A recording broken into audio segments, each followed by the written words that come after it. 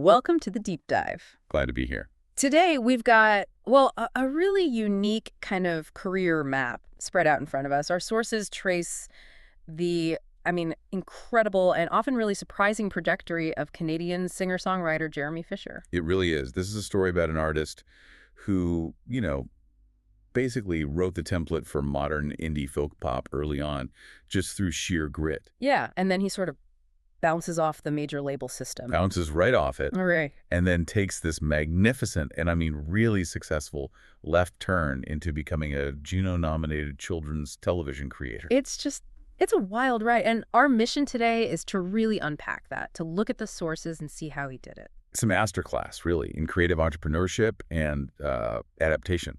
Our source material is just so rich with examples of an artist who is constantly defining and redefining his brand. Right. We start with his profoundly independent mindset. A guy whose debut album tour literally rejected the very idea of a tour bus. We're definitely getting to that. And we follow him as he translates that core foundation of folk storytelling across, wildly different media.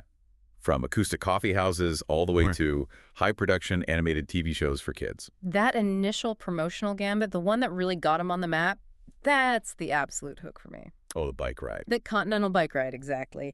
And we are going to dive deep into that. But first, let's establish the foundation. Sure. We are talking about Jeremy Fisher, who was born Jeremy Binns in Hamilton, Ontario, back in 1976.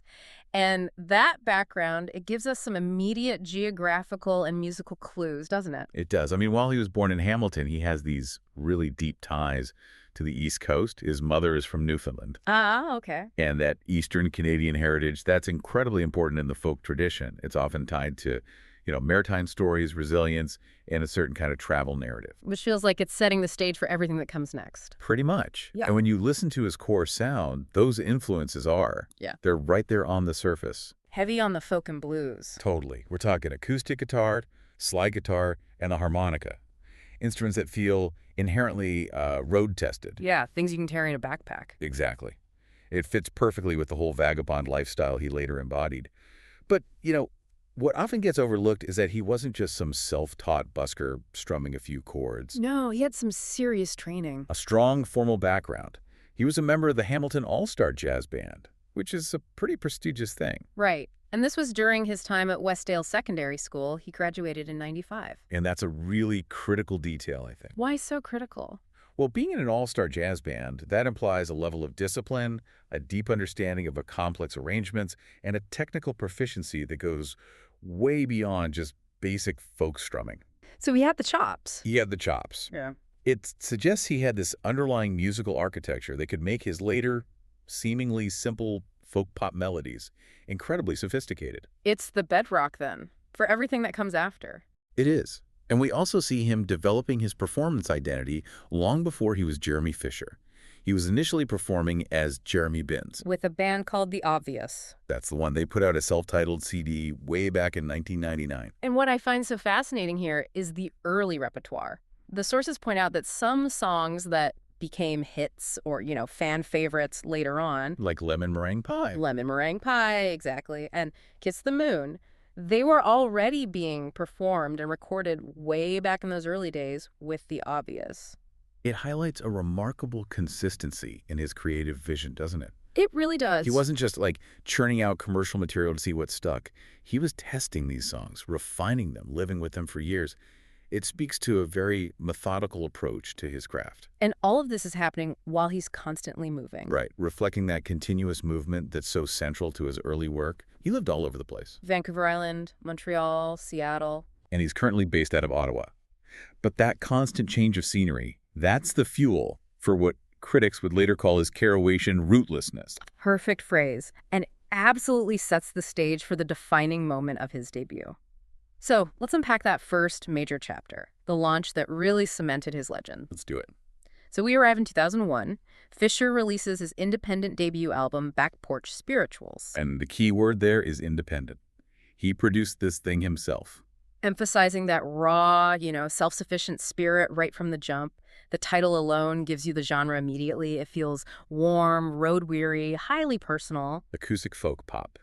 And this album It's really a snapshot of that early, pure folk identity. If you just look at the track list, every single title reinforces these themes of travel, spirituality, the open road. Give us some examples. Well, you've got songs like The Devil Found a Friend in Me, which evokes these classic blues morality tales, right? Mm. And then there's Ain't Got Nothing But Plenty of Time, which is just, it's a perfect summary of the lifestyle of a vagabond musician. And then you have the really specific geographic and historical nods. We have a song called Marengo, Saskatchewan, Right. and Song for Robert Zimmerman. And those two titles, for me, are perfect examples of the little deep dive nuggets that defined his early genius. How so? Well, Marengo, Saskatchewan, it's not a famous destination. It's not Toronto or Vancouver.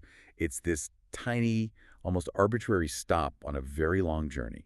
So it proves that the experience of the road itself, that specific fleeting moment in a small town, that's the real subject of the music. Precisely. And Song for Robert Zimmerman is, of course, a direct tribute to Bob Dylan. He's aligning himself with the ultimate figure of American folk music and protest. He's explicitly placing himself in that lineage, the lineage of traveling troubadours who reject the established path. Okay. But the music, as excellent and authentic as it was, it almost became secondary to the promotional strategy. The One Less Tour Bus campaign. That's it. We really need to spend some time detailing the sheer logistical insanity of what he did here. It was an act of profound commitment.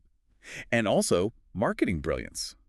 Fisher spent 6 full months touring to support Back Porch Spirituals. 6 months.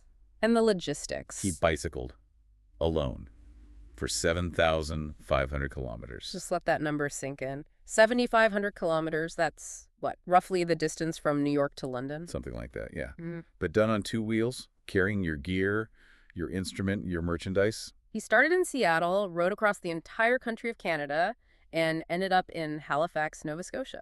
And this wasn't just a scenic bike ride. This was a tour. He performed 30 shows along that route. It just forces you to completely reevaluate where the music is coming from, doesn't it? Totally. When he sings a road song after that, you know, he hasn't just driven that road. He has felt every single kilometer in his legs. It fundamentally established his authenticity in a way that, no corporate marketing campaign ever could. This wasn't just promotion. No, it was a commitment to the folk ethos of self-sufficiency. It was the living embodiment of his music.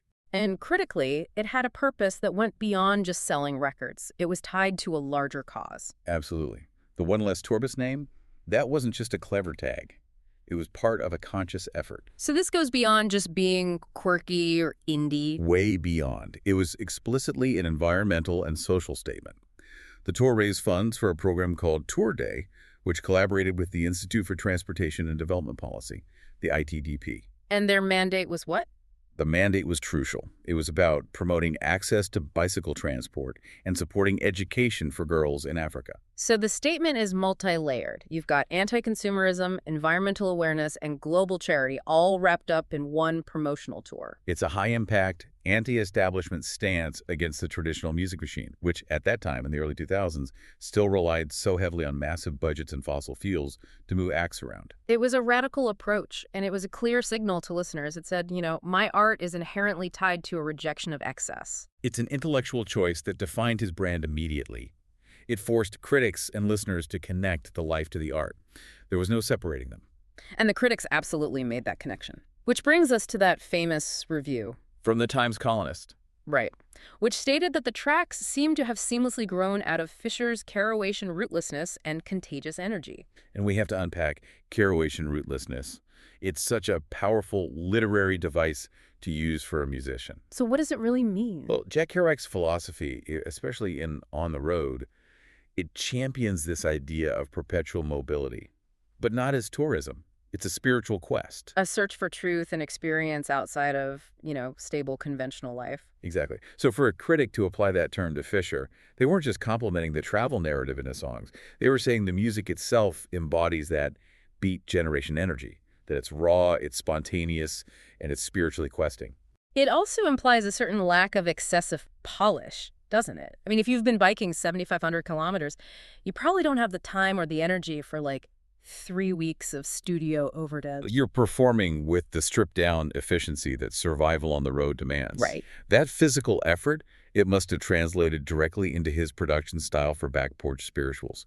The album's sound is likely Very leaned, very honest, focused entirely on the song structure and his vocal performance. So the physical limitations of the tour actually enforced a kind of minimalist, artistic aesthetic. I think so.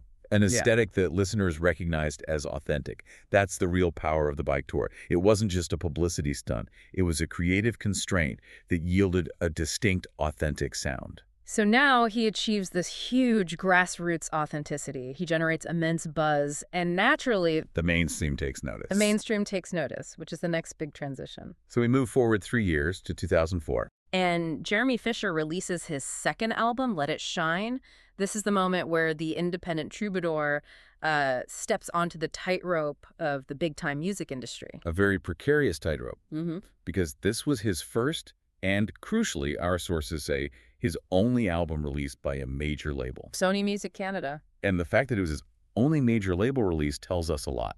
It tells us the relationship was probably brief and likely pretty complex. So Sony saw the narrative. They saw the bike tour, the Carawation energy, They saw the brand. and they figured they could polish that raw material into a commercial gold mine. Exactly. They wanted the brand he had built for himself independently, but they needed to make it, radio ready. And for a while, that gamble really paid off commercially, in a big way. It did. The commercial engine of that album was the second single, High School. A track that became absolutely ubiquitous. It got wide airplay on Canadian commercial radio, on music television, all through early 2005. High School is the perfect example of that calculated mainstream transition.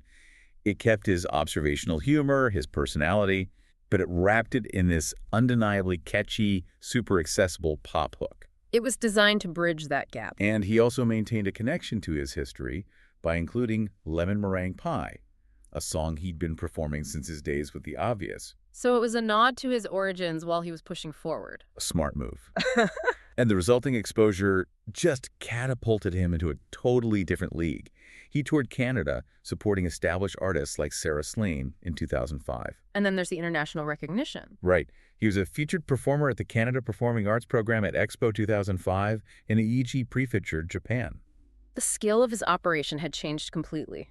From 30 little bike stop gigs to representing his entire country on an international stage. The Sony machine worked. It elevated his profile rapidly. He was suddenly touring with Xavier Rudd, opening for major Canadian acts. It's the definition of career acceleration. It came at a significant creative cost, which the critical reception soon revealed. Oh, yeah. And this is that aha moment of contradiction that we so often see when an independent artist tries to translate that raw authenticity into commercial polish. The reviews were split right down the middle. I mean, a deep identity crisis around this album. So on one hand, you have the mainstream positive feedback, which confirmed the commercial success. Right. The Calgary Herald praised Let It Shine for its bouncy songs with observational humor and loads of catchy melodies. Which is exactly what Sony wanted to hear. Yeah. That review validated their entire strategy. Make the music bright, catchy, and easy to consume. But then you have the brutal, almost career-defining critique from the opposing camp. Stylus magazine? Stylus magazine gave the album a D rating, a D.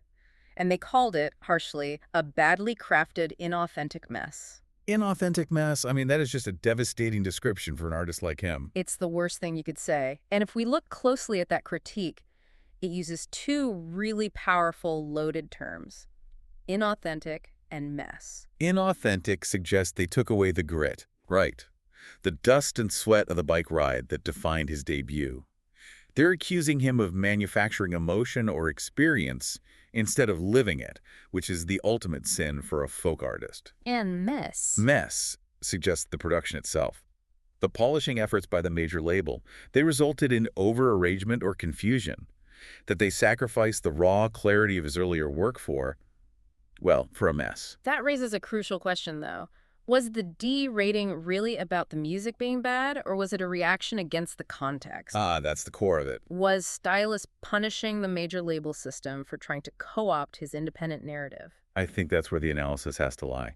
His initial brand was so powerfully anti-establishment that any perceived surrender to commercial demands was going to trigger a backlash from the indie and folk purists. He traded the authenticity of the bike ride for the high-gloss production of a Sony release. And the critics who valued that Carawation rootlessness, they felt betrayed by the shiny polish. They saw it as a sellout. It's the classic tightrope walk for an artist, isn't it?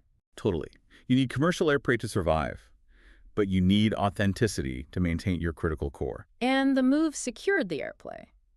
But it risked alienating the very audience who elevated him in the first place. He needed a significant recalibration after this. He had to prove that he could be catchy and deep, that he could synthesize the lessons of major label production with the substance of his folk roots. And that's exactly what happens next, with his third album. So the year is 2007, and it brings us Goodbye Blue Monday. And this marks his successful exit from the major label experiment. He moves to Aquarius Records in Canada and Wind Up Records in the U.S. That distribution structure alone suggests a more targeted approach, giving him more creative space. And he immediately signals that this album is a return to intellectual substance, not just pop accessibility. With the title, Goodbye Blue Monday. It's the alternative name for Kurt Vonnegut's satirical novel, Breakfast of Champions. That is such an intentional, calculated literary reference. It instantly reestablishes his literate pop credentials. It tells the listener, I am not just writing catchy songs. I am engaging with complex themes, with satire, with the absurdities of modern life, just like Vonnegut himself. And if you connect that to his overall artistic project. Vonnegut's work is often darkly humorous. It's skeptical of institutions. It focuses on the ordinary person trying to survive a bizarre world. Which is a framework that perfectly suits the observational, maybe slightly cynical tone of folk music. Especially after Fisher's own experience navigating the major label system, it's a thematic upgrade, it's a statement. But this album wasn't just about conceptual depth, it was about sonic depth too, thanks to a huge collaboration. A crucial one. He brought in fellow Canadian artist Hawksley Workman. This is arguably the most important technical decision of the entire album. Why was Workman's involvement so transformative? Well, he wasn't just a hired producer. He was a full-on multi-instrumentalist collaborator. Our sources detail his extensive role. He played drums, percussion, xylophone, backing vocals, bass guitar, and synthesizers. Whoa, okay. Drums, percussion, and xylophone. Plus synthesizers.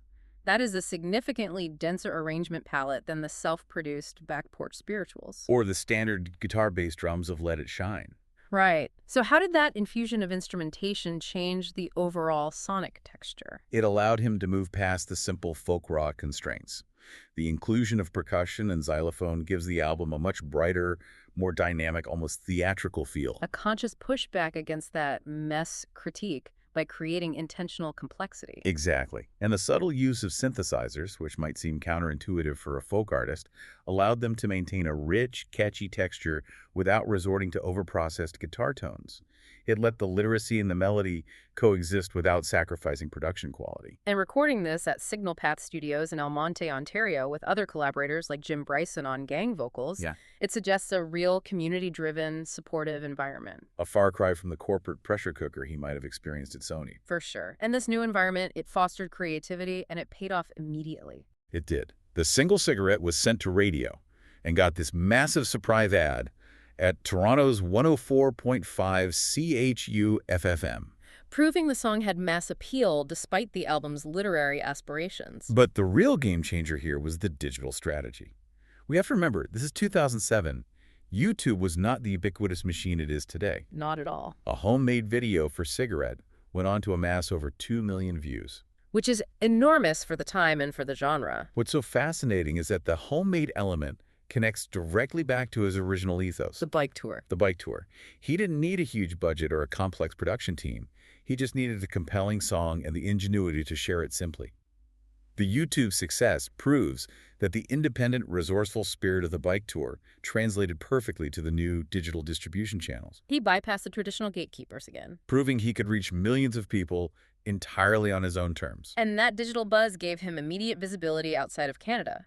It led to his U.S. television debut on The Late Late Show with Craig Ferguson on August 20th, 2007. And he must have impressed them, because they invited him back the very next month. I didn't realize that. Yeah. That return appearance the next night, where he was joined by Craig Northey and Pat Stewart of the band Odds, it solidified his footing in the States. He was leveraging his Canadian network while showcasing his new, more complex material to a huge American audience right before the U.S. release of the album. A tactical marketing masterstroke. all driven by the viral success of a homemade video. It's incredible. Let's just touch on the nuance of the album versions for a second, because it shows that ongoing marketing tightrope. Right. The Canadian version included the track Remind Me, while the U.S. version, which was aimed at a market still aware of his prior single, They included High School. a careful strategic decision. For the U.S. market, which might not have followed the whole critical controversy of Let It Shine, High School was a proven commercial commodity. They used the catchy pop tune to open the door to the Vonnegut-inspired deeper material. And that deeper material included tracks like Scar That Never Heals, Jolene, and the highly political Lay Down ballad of Rigoberto Alpizar. We should probably discuss that specific track. We should. The Ballad of Rigoberto Alpizar immediately grounds the album in current events and social commentary. It's a full embrace of the folk tradition. Right. Rigoberto Alpizar was a U.S. citizen who was shot and killed by federal air marshals in Miami back in 2005. By writing a ballad about this event, Fisher is returning to the protest song tradition established by the very person he referenced in his debut. Robert Zimmerman, Bob Dylan. This move firmly establishes the substance that was perceived to be missing from the inauthentic mess. This was the evidence the critics were waiting for. So let's look at the final critical synthesis for Goodbye Blue Monday, because the reception was almost uniformly excellent. The recalibration worked. It really did, exclaim. Magazine noted his pleasingly warm voice and a flair for melody, while explicitly praising the solid instrumentation and production work. A direct validation of the Hawksley Workman collaboration and the denser arrangements. They noted the album finally felt whole. And No Depression, which is the go-to publication for roots and Americana, praised him as a better derivative than most, with a loosened voice and an almost too easy facility with melody. I want to emphasize that phrase, better derivative. In folk music, that's high praise. It is. It means he's not reinventing the wheel, but he is executing the traditional forms with exceptional skill and clarity. And finally, the Washington Post just neatly summarized the entire package, calling it a collection of songs that brim with his jaunty, literate, acoustic pop folk. He did it! He finally achieved the perfect synthesis, catchy melodies, independent spirit, and clear intellectual substance. He found his niche. He defined himself as the literate pop artist who refused to compromise his narrative. He escaped the dichotomy of Let It Shine. He proved that he could maintain commercial accessibility without sacrificing the depth the folk critics demanded. And now, with that foundation secured, he began to diversify in some really fascinating ways. Following the definitive success of Goodbye Blue Monday, Fisher really established himself. He became this reliable, respected figure in the Canadian scene. Which you can see from his continued touring and collaborations. He opened for the Proclaimers on their 2008 North American tour. Right, and Great Big Sea during their 2009 Ontario shows. Opening for acts like the Proclaimers, who are known for their blend of folk, rock, and heartfelt storytelling that shows his literate folk pop was seen as a perfect fit. A complementary sound. Yeah. And his relationship with Great Big Sea, it extended beyond just touring. He made a guest appearance on their 2010 album, Safe Upon the Shore. Which demonstrates a deep integration into that Canadian folk infrastructure. He was part of the club. He was. But he also showed this impressive willingness to jump genres. He collaborated outside the folk realm, which I find really interesting. The Jackalope Duet? The Jackalope Duet. For those who don't know, Jackalope is a Canadian industrial music supergroup. And he did a duet with them on the track Unsaid from their 2006 album, Born For. A folk troubadour meets an industrial supergroup. I mean, that is a massive creative jump. It speaks to the recognition of his core skill, right? A compelling melodic vocal performance. His voice could anchor a track even in a genre that's seemingly diametrically opposed to acoustic folk. But maybe the most telling project, the one that speaks to his enduring independent spirit, was the Catch and Release series. With Jim Bryson in 2012. This sounds absolutely insane logistically. The goal was to write and release a song in a single day. In one day. How did that intensive process even work? And why was it important for an artist like him at that point? Well, it was a test of immediate, pure creativity. It's reminiscent of his earliest days, where every performance was a necessity. The catch and release model is like the digital age equivalent of the spontaneous creativity he needed on that 7,500-kilometer bike tour. They had to be resourceful, fast, and just trust their initial ideas. Exactly. The first song, The Age of Asparagus, which they released on June 7, 2012, is the physical evidence of this creative sprint. It's an incredible entrepreneurial exercise. It embodies the idea of capturing a creative moment and immediately sharing it with your audience, bypassing the months or even years of typical production cycles. It's pure self-sufficiency applied to music production. And this hustle was happening at the same time as he was putting out a steady stream of traditional albums. Right, you had Flood in 2010, Mint Juleps in 2012, and The Lemon Squeeze in 2014, which notably included that great duet with Serena Ryder. He was constantly iterating, constantly creating. He even circled back to his acclaimed work, re-recording songs for Hello Blue Monday in 2021. Which proves the endurance of that particular creative chapter. He knew it was a landmark for him.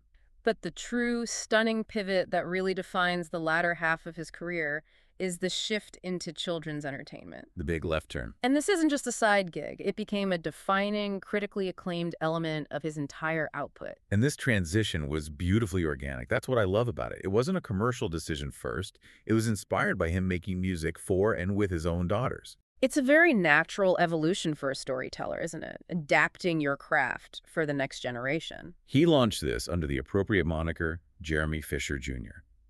His first album in this space, Highway to Spell, from 2018, was an immediate success. It got a Canadian Folk Music Award nomination for Children's Album of the Year. And that nomination proves the core talent, the melodic sense, the narrative focus, it all translated seamlessly. And that it was a folk music nomination is highly significant, I think. Oh, absolutely. It shows that even his children's music retained the authenticity and the melodic strength that was valued by the folk community. These weren't just simple rhymes. They were skillfully constructed songs adapted for a younger demographic. But he didn't just stop at albums. In 2022, he took the ultimate entrepreneurial step. He created and developed a full children's television series. Jeremy and Jazzy. The show co-stars animated versions of Fisher and the singer-actress Aziz Intibaracure. Now, just think about the leap here for a second. Moving from being a singer-songwriter to being the creator, developer, and star of your own intellectual property, an entire TV series. It requires an immense amount of capital, pitching, negotiation, creative self-sufficiency. It demands the exact same relentless grit he showed when he decided to bike across the country and organize 30 performances entirely on his own. He was prepared for this level of self-management because of his roots. He learned how to do it all himself from day one. And the success continued. The companion album, Say Hello, from 2022, which had songs from the series. It was nominated for the Juno Award for Children's Album of the Year in 2023. He has successfully created this sustainable, critically recognized niche where his storytelling skills just thrive. And as a final testament to the enduring catchiness of his adult material, his song, Uh-Oh, the duet with Serena Ryder from The Lemon Squeeze. It got licensed as the opening theme for the TV series Family Law. It's the full circle. Whether he's writing about Croatian road trips, political tragedies, or teaching kids how to spell, his music remains fundamentally memorable and narrative-driven enough to land in major placements decades after he started. The ability to shift from a major label contract to self-releasing concept albums and then pivoting to build an entire IP like a children's TV show, it just speaks volumes about the knowledge base he established so early on. The skill set of the independent artist. Resourcefulness, persistence, and narrative consistency. It was always the same. So we've now traced this incredible arc of Jeremy Fisher. From a Hamilton jazz student and early band member to a fiercely independent busker pedaling 7,500 kilometers across North America for his debut. To a major label pop artist, then a critically acclaimed literate pop songwriter, and finally, a Juno-nominated children's television creator. It's quite a path. The common thread, though, running through every single one of those career stages, from Porch Spirituals all the way to Say Hello, is the absolute centrality of storytelling. Storytelling, and the highly personalized, often unconventional approach he took to his concept albums and his promotional efforts. He didn't just adapt. He constantly reinvented his methods of reaching an audience, but he always maintained control over his own narrative. It's a powerful lesson in artistic resilience and entrepreneurial adaptation. That bike ride wasn't just a gimmick, we've said it before, but it bears repeating. It was a foundational lesson in resource management and self-sufficiency. And that self-reliance, that's what gave him the confidence later on to develop and pitch an entire IP like Jeremy and Jazzy. He learned how to be his own logistics manager, his own publicist, and his own creative director all at the same time. That grit is the connective tissue. The persistence you need to bike across a continent and perform 30 shows along the way is the exact same persistence you need to secure funding, production slots, and licensing for a successful modern television series. Both required a deep belief in the underlying narrative and a refusal to wait for permission from the traditional system. He used a bicycle to represent anti-consumerism. He used Kurt Vonnegut to signal his literary ambition. And he used his own family to inspire his most recent successful endeavor. The narrative, the knowledge base, and that self-determined structure, they always came first. What stands out most to me is the power of a defining original concept. That bike tour didn't just sell albums. It made the artist unforgettable. It embedded an authentic narrative deep into the critical consciousness that followed him through every single subsequent project. So what does this all mean for the contemporary artist who's trying to break through all the digital noise today?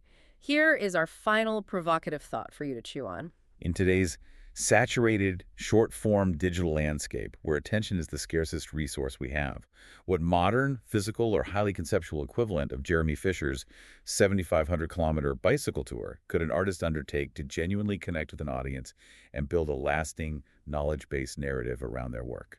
And what specific skill set, the financial discipline, the logistical planning, or the sheer physical persistence, did that bike ride teach him about self-sufficiency that he then applied directly to successfully creating, pitching, and launching a critically recognized children's show? The lesson isn't just about writing good songs. It's about engineering an authentic, unforgettable narrative around those songs. And that's the true deep dive into his career. Thank you for joining us as we unpacked the astonishing folk pop and family-friendly journey of Jeremy Fisher. We'll see you next time on The Deep Dive.